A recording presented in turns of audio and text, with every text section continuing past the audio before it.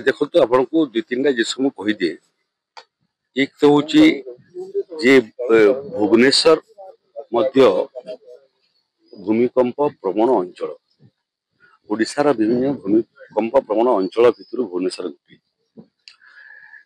भगवान करंतु किछि न हो किंतु केबे किछि हेई गले एबे जो माने सब प्राकृतिक विपर्य को सामना करिवार संस्था सब अछंती से संस्था प्रभावित हो। तेणु से सब को दृष्टि रखिक भुवनेश्वर रे गोटे अत्याधुनिक विपर्य प्रशमन कार्यालय खोलिया पे निष्पत्ति होईची, जो प्रथम पर्यायर 200 कोटी टंका विभाग मंजूर करिछि एवं स्थान मध्य निरूपण हेलानी। भुवनेश्वर सचिवालय आखपाखरे एक निर्दिष्ट जगार सफासफी करवाटा आरंभ कले। नुआ विपर्य भवन जोटा हेबो सेटा मल्टी स्टोरी बिल्डिंग हेबो एवं भूतल बिल्डिंग मध्य हेबो। जदि केबे कोनोसी भुवनेश्वर रे समस्या हुई ताले से समस्या को सामना करिया पई जो भलिया कार्यालय दरकार, दफ्तर दरकार, कंट्रोल रूम दरकार, से भलिया कंट्रोल रूम हेबो। एबे देखंतु विपर्य समय जो जो संस्था सब काम करती से कार्यालय सब भिन्न भिन्न जगार अच्छी। विपर्य परिचालना विभागरटा लोकसभा भवन भितर अच्छी।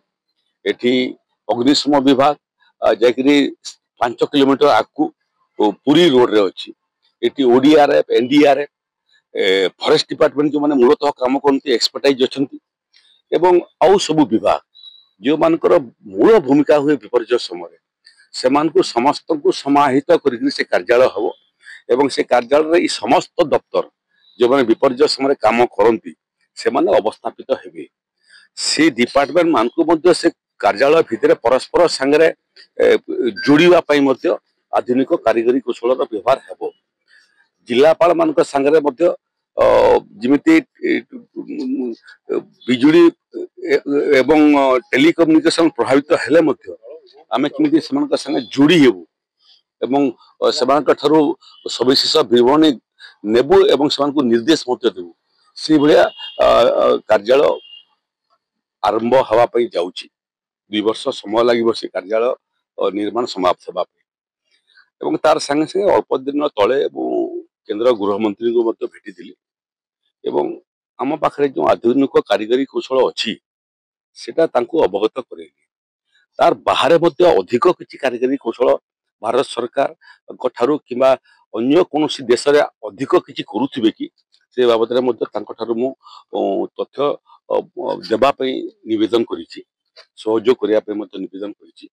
ओडिशा एबे सारा भारत वर्ष रे प्राकृतिक विपर्य को सामना करने श्रेष्ठ राज्य, किंतु श्रेष्ठ राज्य हेले मध्य आम पई आकाश होची सीमा। आहुरी अधिक कौन करा जाई परिबो एवं आहुरी विषम परिस्थिति जदि आसे ताकू मध्य किमिति आमे सामना करि पारिबु ता बाबद रे वर्तमान प्रस्तुति आमे आरंभ करूँ।